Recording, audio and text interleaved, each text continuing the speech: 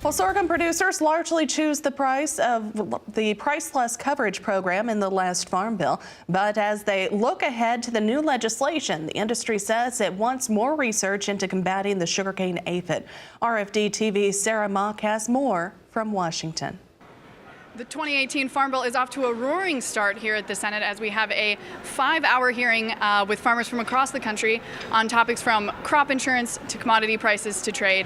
We're lucky enough to be joined here by Dan Atkisson of the National Sorghum Producers. Dan, why are you folks in town today? We're just here to share our priorities in the 2018 Farm Bill process. We're here to share with the Senate Ag Committee today. We focused on Title I and crop insurance today.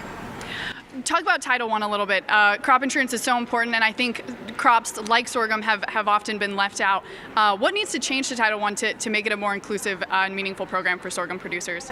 Well, in the Title I, in the commodity title, we talked a little bit in our testimony about the ARC program versus the PLC program and why more sorghum producers made the choice to be in the PLC program versus the ARC program. So the PLC program has been very good to sorghum farmers. It's provided them assistance during this downturn in the ag economy.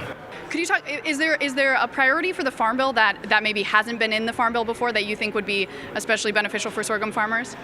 One of the things that we made a specific ask for today was that more funding for research regarding the sugarcane aphid. It's been a big problem within our industry, and it's dropped our acres by about 35% due to the impacts of that pest.